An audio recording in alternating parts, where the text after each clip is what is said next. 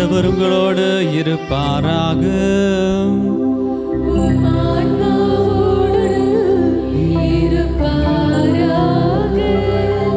யோவான் எழுதிய தூய நற்செய்தியிலிருந்து வாசகம்.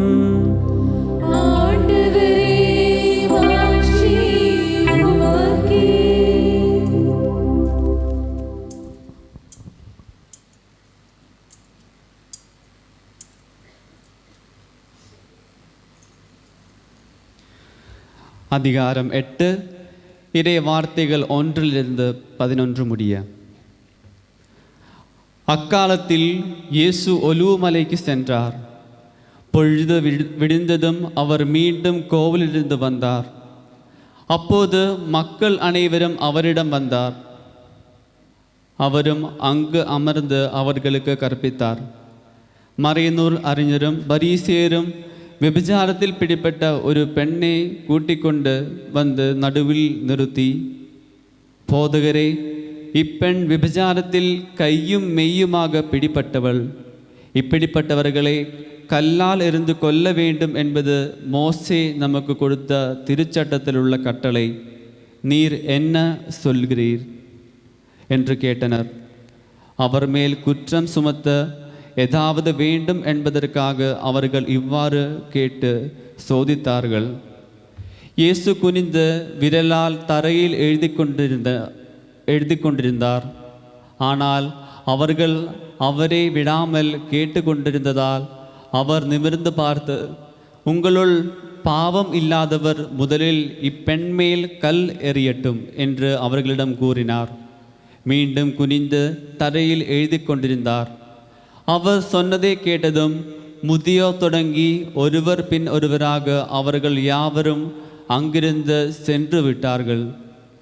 இறுதியாக இயேசு மட்டுமே அங்கு இருந்தார். அப்பெண்ணும் அங்கேயே நின்று கொண்டிருந்தார். இயேசு நிமிர்ந்து பார்த்து, அம்மா, அவர்கள் எங்கே? நீர் குற்றவாளி என்று எவரும் தீர்ப்பிடவில்லையா என்று கேட்டார். அவர், இல்லை ஐயா என்றார்.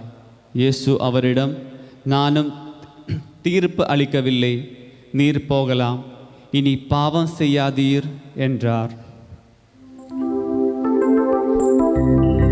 ஆண்டவரின் அருள்வாக்கு.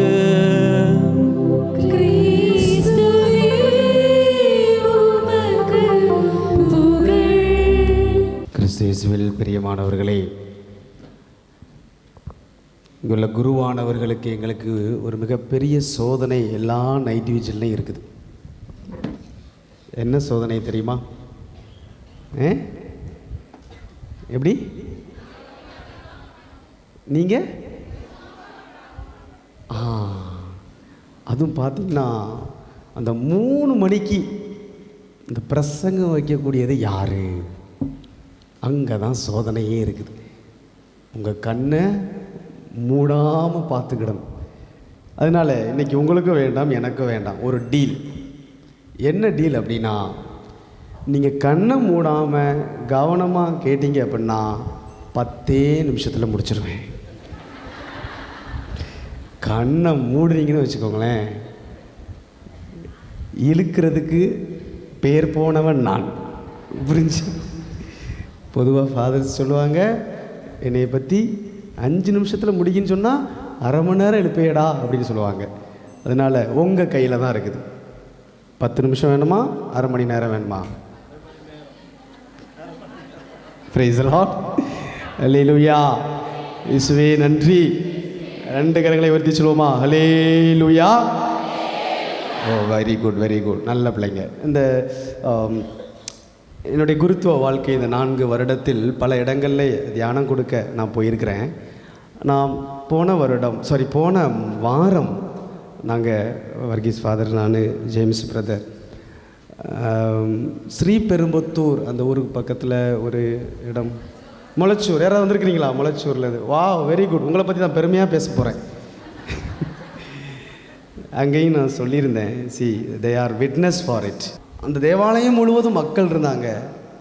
My goodness, the way they prayed, the singing the songs, அவ்வளோ ஒரு ஸ்வரம், அவ்வளோ ஒரு உயர்ந்த ஒரு குரல், மைக்கே தேவையில்லை. கடவுள் நிரூபித்து காட்டினார். Praise the lord. அல்லேலூயா. நான் அதை பர்சனலாக உணர்ந்தது என்ன அப்படின்னா, இந்த அளவுக்கு ஆக்டிவாக திருப்பலியில் பங்கெடுத்த ஒரு பங்கை எனது 4 வருட குருத்துவ பயணத்தில் நான் பார்த்ததே கிடையாது. உண்மையே சொல்கிறேன்.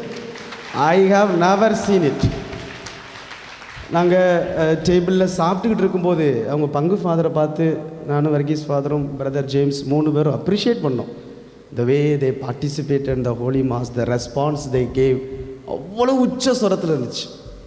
அதனால் அன்பு பிள்ளைங்களே, நீங்கள் திருப்பலியில் பங்கெடுக்கிறத பார்த்துட்டு நாங்கள் நிலத்தில் கால் ஊனக்கூடாது. Price the lord. அல்லேலூயா. அப்படியே இந்த பெரு விரலில் நின்றுக்கிட்டு திருப்பலி அர்ப்பிக்கக்கூடிய அது ஒரு உணர்வை நீங்கள் கொடுக்க வேண்டும். Price the lord. அல்லேலூயா. 2 கரங்களை உயர்த்தி சொல்லுவோமா? இயேசுவே நன்றி, இயேசுவே உமக்கு புகழ், இயேசுவே உமக்கு ஆராதனை. அன்பார்ந்தவர்களே, ஒரு அனுபவத்தோடு தொடங்குறனே. ஒரு அனுபவம். குட்டி பையனா 6ஆம் கிளாஸ் படிச்சுட்டு இருக்கும்போது ஒரு திருட்டுத்தனம் பண்ணேன். ஒரு திருட்டுத்தனம். என்ன திருட்டுத்தனம் அப்படின்னா, மூவிக்கு போனேன். தியேட்டருக்கு. ஸ்ட்ரீட் பாய்ஸ், எங்கள் தெருவில் இருக்கக்கூடிய பசங்களோடு சேர்ந்து, அது ஒரு சண்டே, யாருக்கும் தெரியாமல் திருப்பலியுடைய அந்த பாதி பூசையில் அன்றைக்கி பார்த்திங்கன்னா முன்னாடி 9:15 ஃபஸ்ட்டு ஷோலாம் இருந்துச்சு. சரியா? இன்றைக்கி எப்போ தொடங்குறீங்க? எப்போ தொடங்குறாங்க? சவுண்டு வருது பாருங்களேன். தெரியலன்னு சொல்லி ஏமாற்றக்கூடாது. பாருங்கள், 9:15 இருந்துச்சு. அன்றைக்கி டிக்கெட் 5 ரூபா. அப்போது 5 ரூபாய் எப்படியோ தேடி கண்டுபிடிச்சி தேட்டருக்கு ஃப்ரெண்ட்ஸ் எல்லோரும் சேர்ந்து நற்கரணை வாங்கி முடித்த உடனே அப்படியே அங்கேருந்து ஸ்கிப் ஆயாச்சு. தேட்டருக்கு போனோம். படத்தெல்லாம் சொல்ல மாட்டேன், காரணம் நாளைக்கு நீங்கள் அதை போய் சர்ச் பண்ணிகிட்டு இருப்பீங்க. இந்த படத்தையா சாமி பார்த்தாரு? சரியா? அதனால் திரைப்படம்லாம் வேண்டாம். 6ஆம் கிளாஸ் படிக்கும்போது ஒரு மூவி பார்த்தெல்லாம் முடிச்சுட்டு அன்றைக்கி டே ஃபுல்லாக பயங்கரமாக செலிப்ரேட் பண்ணிவிட்டு வீட்டுக்கு திரும்பி வர்றேன். அப்பா ஹாலில் இருக்கிறாங்க, அம்மா கிச்சனில் இருக்கிறாங்க. ஹாலில் அப்பா என்னை பார்த்தோன்னே அப்படியே பார்க்குறாங்க. நான் ரொம்ப ஜாலியாக ஹாய் அப்பா அப்பா ஒன்றுமே நடக்காத மாதிரி அந்த ஒரு அழகான ஒரு முகத்தை, காரணம் அப்பாவுக்கு உகந்த ஒரு பிள்ளை, அப்பா பெருமையாக பார்க்கக்கூடிய ஒரு பிள்ளை, அப்பா வாழ்ந்தா இவனை மாதிரி வாழணும் அப்படின்லாம் அக்காட்டையெல்லாம் சொல்லி வச்சக்கூடிய ஒரு ஆள். அப்போது பயங்கரமாக அப்பா அப்படின்னு சொல்லிட்டு ஒரு பாசாங்குன்னு சொல்லுவோம், அப்படி தானே தமிழில், ஒரு பாசாங்கு அந்த மாதிரி ஒரு ஆக்ஷன்லாம் காமிச்சிட்டு அப்படியே கிச்சனுக்கு போகிறேன். அம்மா பாயசம் பண்ணிக்கிட்டு இருக்கிறாங்க. சண்டே. அம்மாட்ட போயிட்டு அம்மா பாயசம்மா. அம்மா திரும்பி பார்த்துட்டு, நீ தியேட்டருக்கு போனது அப்பாவுக்கு தெரியும். பார்த்தீங்களா? நீங்கள் சிரிக்கிறீங்க. எனக்கு அன்னைக்கு வந்த உணர்வு என்ன அப்படின்னா, கேவலமாக இருந்துச்சு. வெக்கப்பட்டு, துக்கப்பட்டு, கஷ்டப்பட்டு, அந்தப்பட்டு, எல்லாம் பட்டு அப்படியே என் முகத்தை அப்படியே கீழே வச்சுட்டேன். ஒய்? ஏன்னா அப்பா முன்னாடி பாருங்கள், அப்பாவுக்கு அது தெரியும் நான் தியேட்டருக்கு போனது. ஆனால் அப்பா முன்னாடி நான் எந்த ஒரு முகத்தை வச்சேன்? ஒன்றுமே தெரியாத மாதிரி, ரொம்ப நல்ல பிள்ளை மாதிரி எப்பா அப்படின்ட்டு ஒரு ஒரு அந்த ஒரு பாசாங்கெல்லாம் காய்ச்சிட்டு உள்ளே போகும்போது அம்மா சொல்கிறாங்க, டே அப்பாவுக்கு தெரியும்டா. நான் திருப்பி அப்பாட்ட ஹாலுக்கு போகிறேன். My dad was in complete silence. Usually வீட்டில் தப்பு பண்ணும்போது அப்பா இப்படி ஒரு எடுப்பாங்க, ஒரு வாள். என்னது அது? 90s கிட்ஸ்க்கெலாம் தெரியும் அது, அப்படி தானே? பாருங்கள், ஒரு பெல்ட் அப்படியே வரும் வெளியில். பல தடவை அதெல்லாம் வாங்கியிருக்குது. அதனால் பழக்கம் பெரிய இதெல்லாம் கிடையாது. இந்த இங்கே ஒன்று அடிச்சுட்டு போய்கிட்டே வாங்கிட்டு போய்கிட்டே இருக்கலாம். But that day what happened, அப்பா அமைதியாக இருந்தாங்க. he did not even utter a word. ஒரு வார்த்தை கூட அப்பா பேசலை. எனக்கு ரொம்ப கஷ்டமாக இருந்தது அதுதான். ஒருவேளை அப்பா என்னை அடிச்சிருந்தாங்கன்னு வச்சுக்கோங்களேன், 10ல் 1 அவ்வளோதான் போயிருந்திருக்கும். But that day little bit I thought over my life. என்னடா அப்பா பேசாமல் இருக்கிறாங்களே. பக்கத்தில் போய் அப்பாட்ட போய் நிற்கிறேன். அப்பா சொன்னாங்க, வீட்டில் ஒரு திரு இருதய ஆண்டவர் ஃபோட்டோ இருந்துச்சு, அந்த ஃபோட்டோவுக்கு முன்னாடி முழந்தால் படிட்டு ஆண்டவர்கிட்ட மன்னிப்பு கேள்றா. அவ்வளோதான்.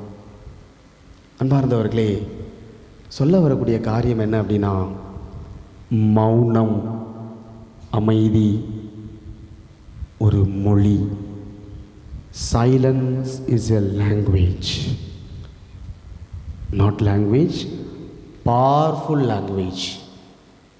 அமைதி, மௌனம் வலிமையான ஒரு மொழி அது.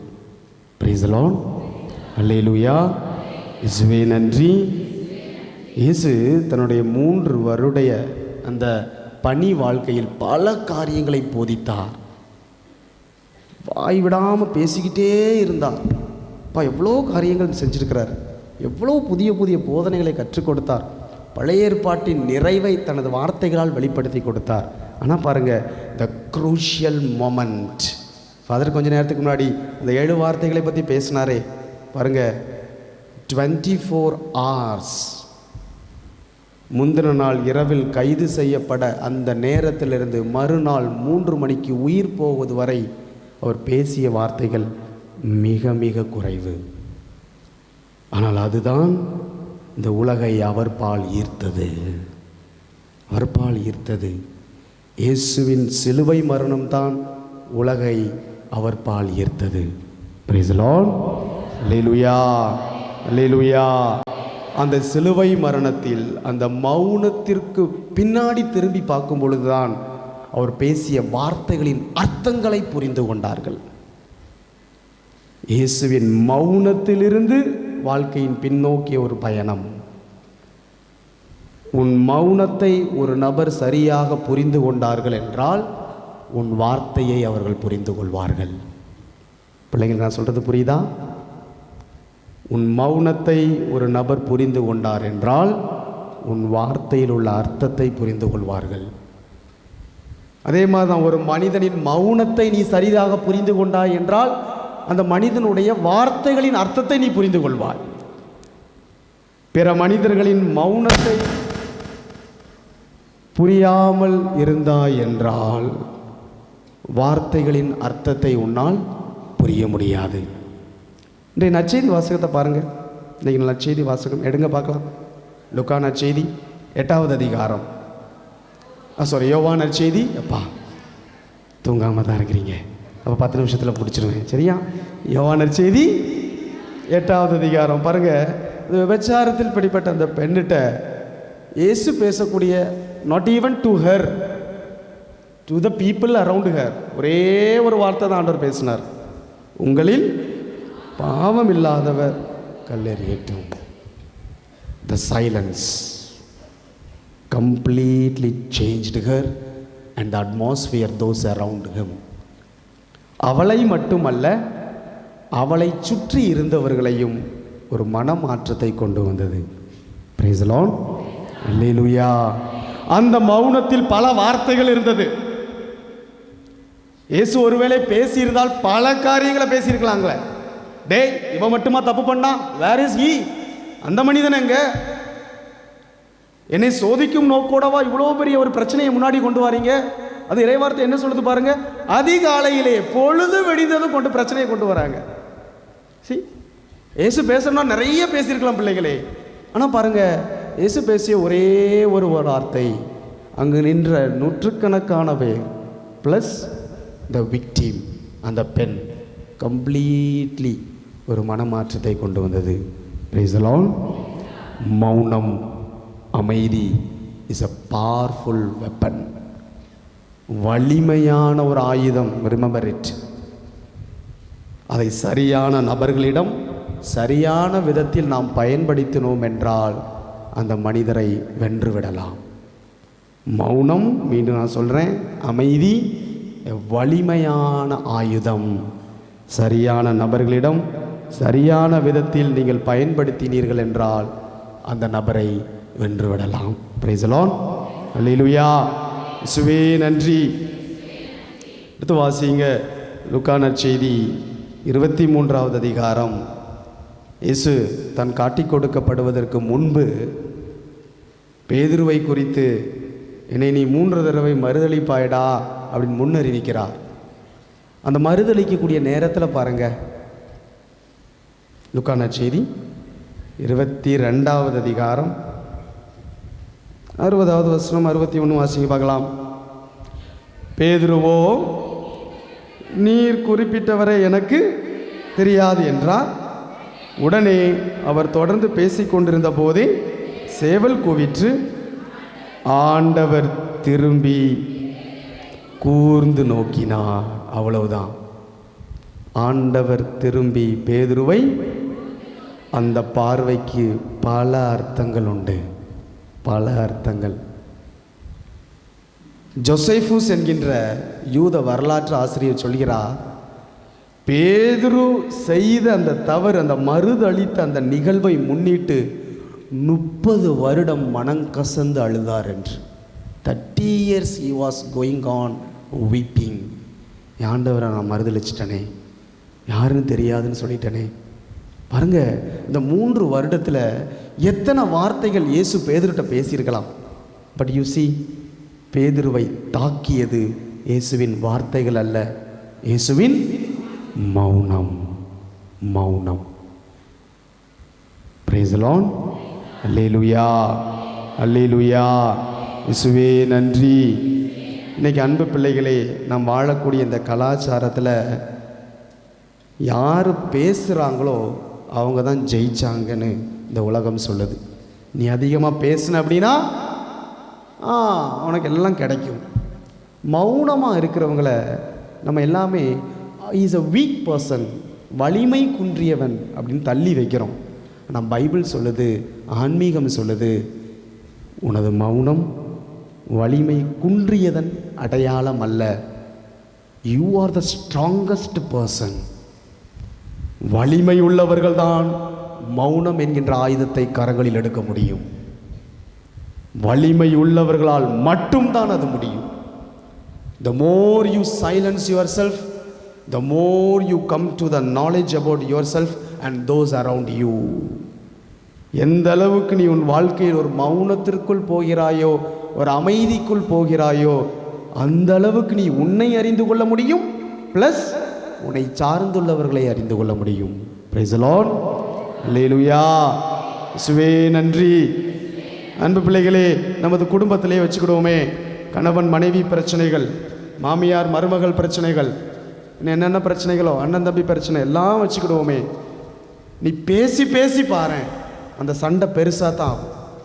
ஏதோ ஒன்றில் தொடங்கி அந்த பிரச்சனை லாஸ்ட்டு பேசுனதுனாலே அந்த சட்டை பெருசாகும்.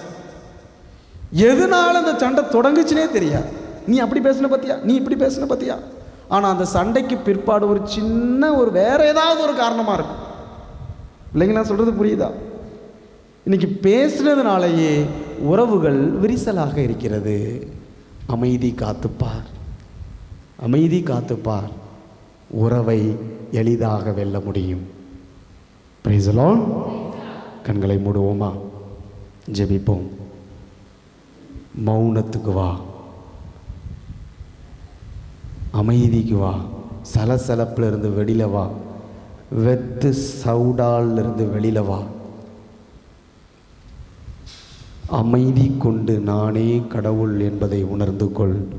ஆண்டவர் சொல்கிறார், அமைதி கொண்டு நானே கடவுள். ஆர்ப்பரிப்புகளுக்கு மத்தியில், ஆரவாரங்களுக்கு மத்தியில் உன் உள்ளத்தில் இருந்து எழக்கூடிய ஒரு ஓசையை உன்னால் கேட்க முடிகிறது என்றால் you are the strong person. நீதான் வலிமையுள்ள மனிதன். உன் உள்ளத்தில் ஒரு குரலை கேட்கின்றாய் என்றால் ஜெபி. ஆண்டவர்கிட்ட மௌனத்தை கற்றுத்தாங்க. ஆண்டவரே, அமைதியாக இருக்க எனக்கு கற்றுத்தாங்க. பேசி பேசி வாழ்க்கையை தொலைச்சி போயிருக்கிறேன்.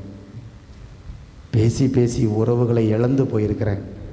பேசி பேசி பலதை நஷ்டப்பட்டு போயிடுச்சு. அமைதியை கற்றுத்தாரோம்.